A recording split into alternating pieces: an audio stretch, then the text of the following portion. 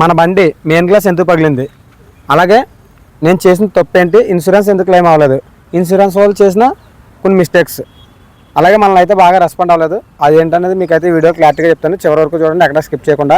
అలాగే మన ఛానల్ ఇప్పటివరకు సబ్స్క్రైబ్ చేసుకోకపోతే మాత్రం కంపల్సరీ సబ్స్క్రైబ్ చేసుకోండి. అలాగే బెల్ ఐకాన్ అయితే ఆల్లో పెట్టుకోండి. అలాగే వీడియోలోకి వెళ్ళిపోదాం, వచ్చండి. హాయ్ ఫ్రెండ్స్, అందరూ ఎలా ఉన్నారు, బాగున్నారా? ఈరోజు మీకు చెప్పే వీడియో ఏంటంటే మన బండిది మెయిన్ గ్లాస్ పగిలిపోయింది. అసలు అది ఎలా పగిలింది, ఎందుకు పగిలింది, అలాగే ఇన్సూరెన్స్ క్లెయిమ్ అయిందా లేదా అన్నీ కూడా ఈ వీడియోలో మీకు క్లారిటీ ఇస్తాను. అలాగే నేను చేసిన తప్పు మాత్రం మీరు ఎప్పుడు చేయొద్దు, ఏం తప్పు చేసినా కూడా మీకు క్లారిటీగా చెప్తాను, బాగా వినండి. అయితే ఫస్ట్ ఆఫ్ ఆల్ మేమైతే ఏజెన్సీ అయితే మ్యారేజ్కి వెళ్ళాం, మా రిలేటివ్స్ మ్యారేజ్కి. అక్కడ 3 days అయితే ఉన్నాం అనమాట. రేపు ఎప్పుడు పెట్టేలాగే పక్కనే పెట్టాం, పార్కింగ్ చేసాం.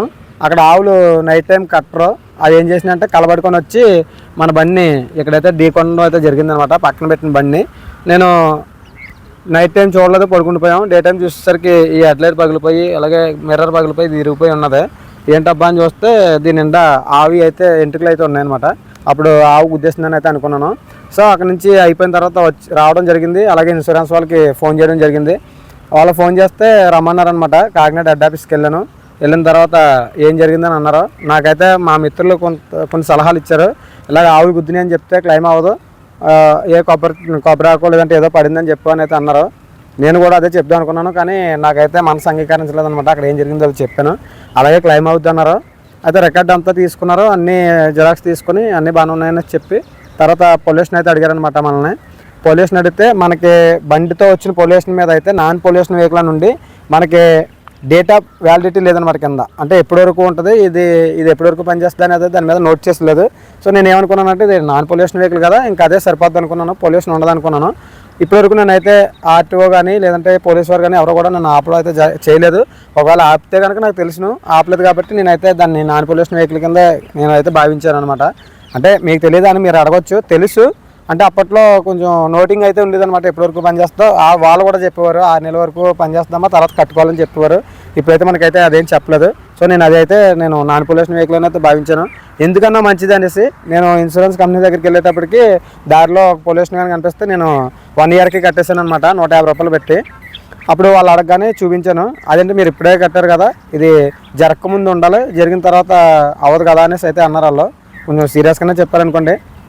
నేనేమన్నానంటే, సార్ ఇది నాన్ పొల్యూషన్ వెహికల్ అంటే దాని మీద డేట్ ఆఫ్ వ్యాలిడిటీ కూడా లేదు, అదే నాన్ పొల్యూషన్ వెహికల్ అంటే ఇది, దాని మీద డేట్ ఆఫ్ వ్యాలిడిటీ కూడా లేదు. సో నాకు ఎలా తెలుస్తుందండి, ఇప్పుడు నేనంటే కొత్తగా రాలేదు, ఎప్పటి నుంచి ఉన్నాను, కొత్తగా వచ్చిన వాళ్ళకి తెలియదు కదా, ఎందుకన్నా మంచిదని నేను పొల్యూషన్ అనేది కట్టడం అయితే జరిగిందండి వచ్చేటప్పుడు. సో ఇదండి ఇప్పుడు జరిగిన పరిస్థితి. మరి ఏం చేయమంటారో అని అడిగాను. అయితే వాళ్ళు నన్ను అయితే ముందుగానే అడిగారు, ఎక్కడ క్లెయిమ్ చేసుకుంటారనేసి, గ్లాస్ ఎక్కడ వేయించుకుంటారని అడిగారు. నేను షోరూంలో వేయించుకుంటాను. అయితే వాళ్ళు ఏమన్నారంటే షోరూమ్కి అయితే క్లెయిమ్ చేయమన్నారండి. ఇప్పుడు షోరూంలో మనం ఏ పార్ట్ పోయినా షోరూంలో చేయించుకుంటాం కదా, షోరూంలో చేయించుకున్నప్పుడు వాళ్ళ క్లెయిమ్ ఎందుకు చేయనన్నారు అన్నది అయితే మనకి క్లారిటీ నేను లాస్ట్లో చెప్తాను వీడియోలోని. అయితే అలా ఎలా కుదురుద్దండి, మేము ఎక్కడ వేయించుకుంటే అక్కడే కదా మీరు క్లెయిమ్ చేయాలంటే అలా కుదరదండి. మేము పలానా ప్లేస్ చెప్తాం, అక్కడికి వెళ్ళి మీరు గ్లాస్ వేయించుకున్నట్టయితే మీకు క్లెయిమ్ అనేది అవుతుందండి. దానికి కూడా మీరు గ్లాస్కి అయితే 500 పే చేయాల్సి వస్తుందని, మీరు ఇంకే అమౌంట్ కట్టక్కలేదు, మేము ఇచ్చుకుంటాం తర్వాత అనేసి అయితే అన్నారు.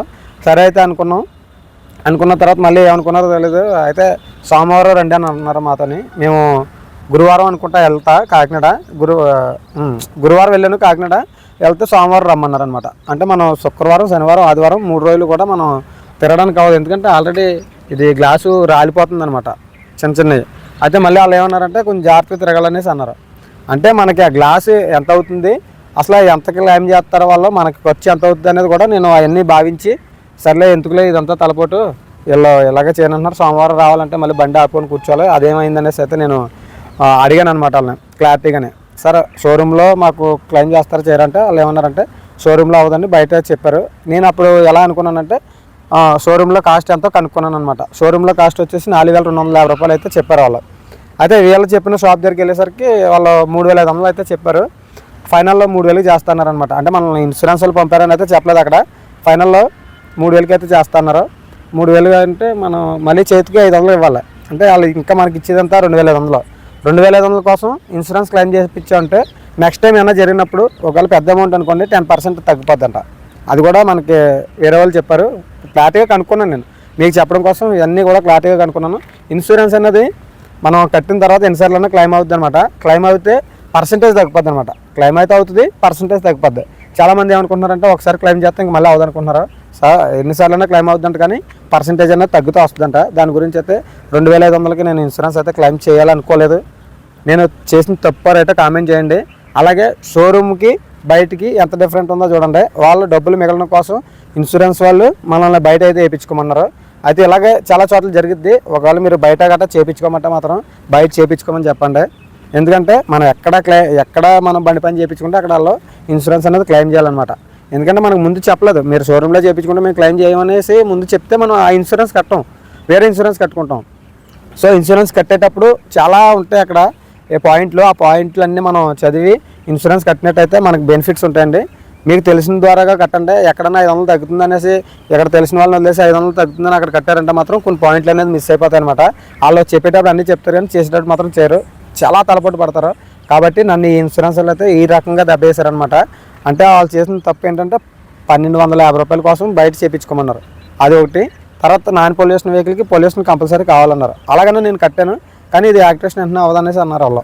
అది కూడా తప్పే, ఎందుకంటే నాన్ పొల్యూషన్ వెహికల్ కాబట్టి వాళ్ళు మాట్లాడుకోవాలి. సో వాళ్ళు అయితే మన మీద వేస్తారు భారం. మనం ఇంత డబ్బు ఖర్చు పెట్టి ఆటోలు కొనుక్కొని మనమే దెబ్బ అయిపోతున్నాం తప్ప మిగతా అన్ని కంపెనీల వాళ్ళు కూడా చాలా బెటర్గా ఉంటున్నారు. ఎందుకంటే వాళ్ళకి 10 రూపాయలు లాస్ ఉండదు అనమాట. ఇప్పుడు ఫర్ సపోజ్ మన బండి తెచ్చిన తర్వాత టైర్లు 3 టైర్లు ఏం లాగేసినాయి, మనమే లాస్ అయిపోయాం, వాళ్ళు ఏం లాస్ అవ్వలేదు కదా. అలాగా ఈ రకంగా మోటార్ ఫీల్డ్లోకి వచ్చి చాలామంది తెలియక చాలా రకాలుగా దెబ్బ అయిపోతున్నారు. అన్ని రకాలుగా దెబ్బ అవ్వకూడదు అనేసి అయితే నేను ఈ వీడియో చేయడం అయితే జరిగింది. మీకు తెలియకపోతే బయట వాళ్ళని అడిగి ఇన్సూరెన్స్ ఏది బెటరో కనుక్కొని, లేదంటే టైర్లు వేయించుకున్నప్పుడు ఏ టైర్ బెటరో కనుక్కోండి. అలాగే బండి కొనేటప్పుడు ఏ బండి కొనుక్కోవాలో ఏదో బెటరో కనుక్కోండి. అలాగే అసలు కొనొచ్చా కొనకూడదా, అసలు మోటార్ ఫీల్డ్ కరెక్టా కదా అన్నీ తెలుసుకుని అయితే మీరు ఫీల్డ్లోకి అయితే రండి. సో ఇదండి జరిగింది. మన గ్లాస్ అయితే ఎలా పగిలిపోయింది, అదే సేమ్ సిచ్యువేషన్ అక్కడ చెప్పాం. వాళ్ళైతే క్లెయిమ్ ఫస్ట్ అయితే అవుతున్నారు, తర్వాత సోమవారం అయితే రమ్మన్నారు. ఇది డేటు కొంచెం లాంగ్ అయిపోయింది కాబట్టి 4 రోజులు లేట్ అయిపోతుందని అయితే నేను బయట అయితే వేయించుకున్నాను. అదే 3000కి మాకు తెలిసిన ఆయన అయితే వేయడం అయితే జరిగిందనమాట. అంటే బయట వాళ్ళకి 3500కి వేస్తున్నారు, నేను తెలుసు కాబట్టి 500 తగ్గించి 3000కి వేశారు. ఇది నేను ఈ వీడియోలో ఇన్సూరెన్స్ పేరు అయితే చెప్పదలుచుకోలేదు, ఎందుకంటే కొన్ని ఇష్యూస్ ఉంటాయి. అది చెప్పొచ్చు మీకు, కానీ నేను చెప్పదలుచుకోలేదు అనమాట. వాళ్ళని ఇబ్బంది పెట్టినట్టు ఉంటుంది కాబట్టి నేను ఇన్సూరెన్స్ పేరు చెప్పలేదు. మీరు అడగొచ్చు, అందుకే నేను మళ్ళీ చెప్తున్నాను. సో ఇదండి ఈ వీడియోలో. మీరు ఎప్పుడైనా సరే ఎలా ఇన్సూరెన్స్ గురించి బాధపడినట్టయితే కనుక అందులో టోల్ ఫ్రీ నెంబర్ ఉంటుంది, వాళ్ళకి కాల్ చేసి మొత్తం డీటెయిల్స్ అన్నీ కనుక్కోవచ్చు.